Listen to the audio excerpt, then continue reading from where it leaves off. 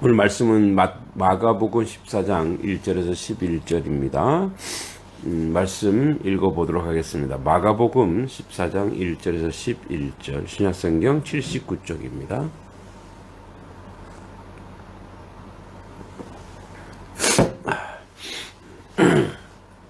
읽겠습니다. 이틀이 지나 6월절과 무교절이라 대제사장들과 서기관들이 예수를 흉계로 잡아 죽일 방도를 구하며 이르되 밀란이 날까 하노니 명절에는 하지 말자 하더라.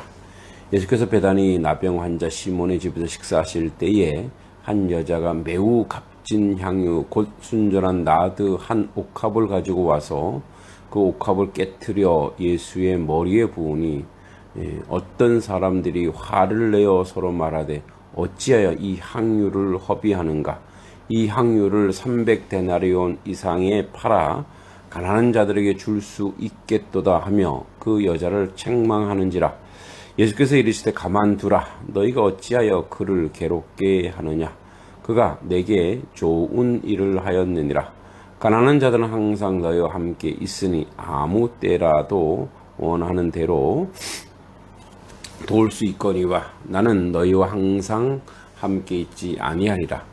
그는 힘을 다하여 내 몸에 향유를 부어 내 장례를 준비하였느니라. 내가 진실로 너희에게 이르노니 온 천하에 어디서든지 복음을 전파되는 곳에는 이 여자가 행한 일도 말하여 그를 기억하리라 하시니라.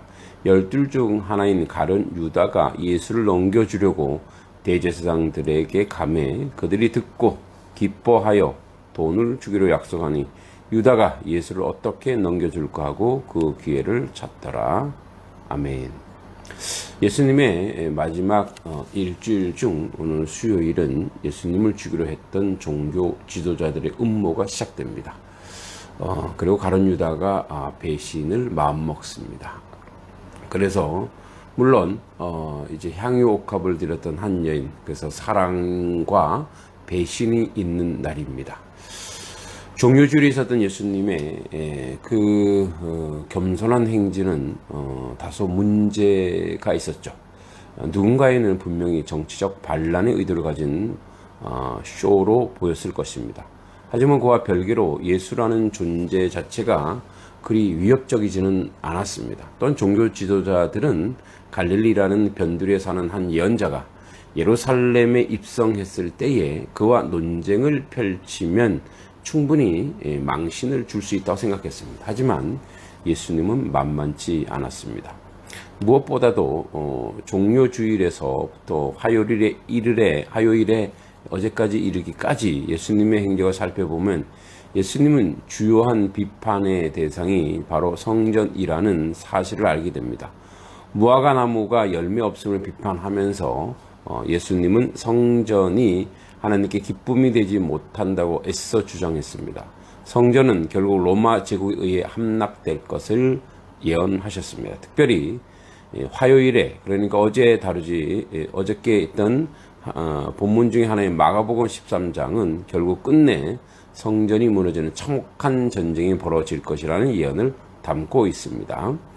그렇다면 성전이 무너지는 이유는 무엇일까요? 바로 성전 전체를 성전의 체제, 구조를 감독하는 당시 유대인들을 올바른 길로 인도할 종교 지도자들의 총체적 부패 때문에 그렇습니다. 종교 지도자들 입장에서 살펴보면 그들은 예루살렘으로 들어온 예수님을 깔보았습니다. 한낱 갈릴리라는 변두리 지역에 등장한 촌뜨기로 생각하고 망신을 주려고 생각했습니다. 하지만 쉽지 않았습니다. 오히려 논쟁이 이어간 끝에 예수님께서 이겼습니다. 더군다나 예수님은 종교 지도자들의 본산이라 할 수 있는 성전 함락을 예언했습니다. 그들의 본진이 무너진다고, 사실 성전이라기보다 그들의 소굴이었던 거죠. 그것이 무너진다고 예언했습니다. 그제서야 종교 지도자들은 예수님이란 존재가 자신들에게 위협을 줄 수 있는 그런 대상이라는 것을 파악했습니다. 그래서 이제 그들이 원래 종료주일에 있었던 자기들이 보기에 좀 우스꽝스러운 이 모습이 위협적이지 않았다고 생각했지만 다시 그것을 꺼내들어 그것을 명분 삼아 반란의 여지로 보고 있는 것입니다. 오늘 14장 1절에 보면 유월절과 무교절을 앞둔 수요일 대제사장들과 서기관들이 이른바 성전 체제의 감독이 되는 그들은 예수를 흉교로 잡아 죽일 어떤 모의를 꾸밉니다.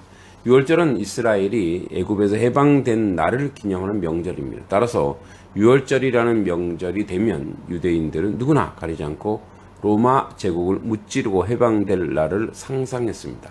그렇기 때문에 예수님을 처치하려다가 유대인들의 기저에 있는 반란에 대한 열망과 마주하게 된다면 정말 예수님께서 남기신 예언처럼 전쟁으로 예루살렘 성전이 완전히 파괴가 될 가능성이 있다고 그들은 걱정했습니다. 마가복음에는 기본적으로 예수님에게 3명의 수제자가 있음을 반복적으로 강조합니다. 베드로, 요한, 야고보입니다. 후일에 초기 기독교 공동체 우두머리가 되기도 합니다. 하지만 마가복음의 이야기가 전개되면서 예수님 곁에 꼭 지켜야 하는 3명의 수제자가 예수님을 끝내버리는 이야기로 귀결됩니다. 예견된 배신이죠. 그렇다면 3명의 수제자가 있어야 할 자리에 누가 있습니까? 바로 여성 3명이 있습니다. 이를 통해 마가복음은 겉으로 보기에 3명의 수제자보다 더욱 예수님을 아끼고 따르던 여성 3명이 있다는 사실을 넌지시 암시하고 있습니다. 본문을 명시적으로 말하고 있지는 않지만 본문에는 요한복음 본문과 오늘 본문을 대조해 본다면 그중 한 명이 바로 값진 향유를 부은 여인이며 그녀는 베다니에 살던 나사로 여동생 마리아임을 유추해 볼 수 있습니다. 그는 겉으로 드러나진 않지만 예수님과 무척 가까이 있던 인물 중에 하나였습니다. 무엇보다도 그는 여성 특유의 직관을 통해서 예수님의 심리적 상태와 고민들을 깊이 이해했던 것으로 보입니다. 예루살렘에 입성하시고 성전 체제를 비판하시고 종교 지도자들과 논쟁하시고 끝내는 성전 체제가 멸망을 예언하신 예수님은 일반적으로 둔한 남성 제자들이 보기에는 예수님의 사역은 예루살렘에서도 꽤나 성공적이다 할 정도로 평가하겠지만 매우 직관적으로 예수님을 꾸준히 쳐다보고 예수님을 바라보았던 그녀의 입장에서는 예수님의 죽음을 예수님의 말씀, 예수님의 예언, 예수님의 죽음과 부활을 이제 듣고 그 부분을 수용하고 직감했던 것입니다. 따라서 그녀는 예수님께서 스스로의 죽음을 예감하시고 있었던 그때 또한 종교 지도자들이 예수님을 살해할 방법을 모색하고 있었을 때 오직 예수님만이 알 수 있는 은밀한 방법을 그에게 이제 공감을 시도합니다. 한 사람이 죽게 되면 그 시체의 부패를 방지하기 위해서 고대 사람들은 향유를 온몸에 바르곤 했습니다. 그냥 했던 공감의 퍼포먼스는 바로 향유를 예수님 머리에 붓는 행위였습니다. 그리고 이 꽤 많은 양이었기에 머리로부터 온몸에 이르기까지 특별히 발에 이르기까지 기름이 흘러내렸을 것입니다. 예수님께 부은 향유는 당시 소장농의 10달 월급 정도로 어마어마한 고급 향유였으며 아마도 그녀가 결혼하기 위해 오랫동안 준비해둔 혼수 예비용 정도가 아닐까 추정할 수 있습니다. 우리의 추세로 작게는 3, 4천, 많게는 1억 정도 되겠죠. 이는 낭비로 볼 수 있습니다. 그죠? 어떤 사람들은 향유를 허비한다 비판했습니다. 4절, 5절에 나오죠. 이 향유를 팔아서 가난한 사람을 주면 될 것이지 왜 이런 낭비를 하냐고 비판했습니다. 하지만 예수님은 이를 두고 6절에 가만히 두어라. 예수님은 이 어마어마한 그들이 보기에 낭비를 저지른 이 여인의 행동에 자신의 모습을 보았습니다. 지금 이 순간은 예수님과 이 여인 사이에 공감이 일어나고 있습니다. 매우 깊이 있는 공감이 일어납니다. 예수님은 본인의 죽음을 직감했습니다. 이미 예루살렘에 입성하기 전에 자신이 장로들과 대제사장들과 서기관에 의해 버림받고 죽임을 당할 것을 알고 계셨습니다. 성전을 비판한 것, 논쟁에서 승리한 것, 그리고 끝내 성전 멸망을 예고한 것, 결국 십자가로 향하는 길임을 알고 계셨습니다. 하지만 무엇보다도 그는 하나님이시기에 인간을 위해 자기 자신을 내어주는 죽음 자체가 매우 낭비에 가깝다는 사실을 알고 있었습니다. 죄 없는 분이 죽지 않아도 될 분이 죽는다는 것은 어쩌면 목숨에 대한 낭비가 아닐까 싶습니다. 과연 인간을 위해 하나님께서 자신의 목숨을 내어주기까지 하셔야 했을까?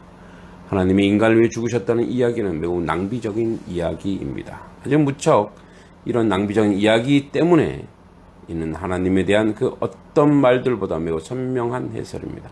하나님은 누구입니까? 거룩한 낭비를 하시는 분입니다. 인간을 사랑하기 때문에 인간을 위해서라면 자신의 목숨까지도 내어줄 수 있는 분입니다. 누가복음은 탕자의 비유에서 모든 재산을 탕진하고 돌아온 둘째 아들을 기다리고 잔치까지 베푸는 아버지의 모습으로 하나님을 이야기합니다. 하나님은 매우 큰 낭비를 하셨습니다. 이 여인은 어마어마하게 값진 향유를 예수님 몸에 부으며 장례를 준비했습니다. 그는 예수님의 죽음이 하나님의 죽음이며 그가 사랑하는 인간을 위한 거룩한 낭비라는 사실을 알고 있었습니다. 따라서 예수님께 본인만큼 그 사실을 알고 있다는 사실을 넌지시 알려주고 있었습니다. 자신 또한 예수님의 자신의 혼수 예비 용품을 낭비했습니다. 이 여인은 철저하게 우리에게 구원의 역사를 보여줍니다.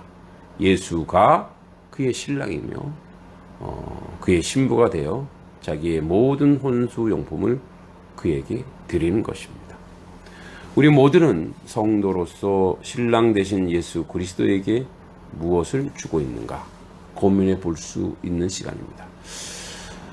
예수님 매우 짤막한 시간에 공감을 주고받으셨습니다. 예수님은 그는 힘을 다하여 내 몸에 향유를 부어 내 장례를 준비하였다라고 평가합니다. 여인의 섬김에 담긴 의미는 예수님만큼 이해하신다고 공감을 표시하신 겁니다. 이런 예수님의 인간을 향한 거룩한 낭비를 더욱 곱씹어 볼 수 있는 본문 뒤이어 등장합니다. 바로 가룟 유다의 이야기입니다. 열둘 중 하나인 가룟 유다는 모든 광경을 지켜본 이후에 예수님을 넘겨주기 위해 대제사장들과 밀접한 접촉을 합니다. 그는 한낱 몇 푼의 돈을 받고 예수님 넘겨주기로 결의합니다. 여기서 극단적 대조를 봅니다. 하지만 하나님이지만 인간을 사랑하기에 자신의 목숨까지 포기한 그런 어떻게 보면 낭비적 사랑, 내어주지 않아도 되는데 내어주는 그 사랑, 자신이 모시는 스승이지만 고작 돈 몇 푼의 스승을 팔아넘기는 인간의 이기적 욕망, 그리고 한 여인의 평생 모은 돈을 예수님께 쏟아부은 여인. 하나님은 인간을 위해 자신의 몫을 내어주시는 분입니다. 따라서 우리는 십자가를 바라볼 때 하나님께서 우리 가운데 행하시는 거룩한 낭비를 생각해 보게 됩니다. 우리가 하나님의 자녀된 이유는 하나님께서 자신의 목숨을 다 우리에게 쏟아 부으셨습니다. 그러나 우리는 여전히 배신하고 또 배신하고 배신합니다. 가룟 유다, 비난받고 비판할 수 있습니다. 그러나 그가 사실 우리 자신이라는 것을 이 새벽에 다시 한번 깨달았으면 좋겠습니다. 우리는 가룟 유다처럼 날마다 예수님을 배신하고 있는지도 모릅니다. 다시 한번 향유 옥합을 부은 이 여인의 삶처럼 우리의 삶이 욕망과 욕심으로 가득하여 예수님을 동원하여 먹고 살려고 하는 그런 존재가 아니라 예수님께 우리의 것을 헌신하는 그런 이 아침이 되길 소망합니다. 결국은 가룟 유다도 배신했고 베드로도 배신했습니다. 그러나 베드로는 수제자가 되어 초대교회를 이루었지만 가룟 유다는 흔적 없이 사라졌습니다. 차이는 무엇입니까? 회개에 있다는 것입니다. 돌아선다는 것에 있습니다. 배신할지라도 끝끝내 주님 붙잡아 주셔서 돌아서는 거룩한 하나님의 백성으로 온전히 세워지길 기도합니다. 하나님 아버지 은혜 감사합니다. 이 새벽에 또다시 주님 앞에 배신된 마음으로 예견된 배신으로 우리가 살아갑니다. 그러나 다시 한번 주님 앞에 주님 붙잡고 회개하며 향유 옥합 부은 여인처럼 우리의 삶 전체를 주님께 부어 봅니다. 우리를 구원하시고 우리를 이끄시고 우리를 하나님 백성으로 온전히 세워지게 하여 주시옵소서. 예수님의 이름으로 간절히 기도합니다. 아멘.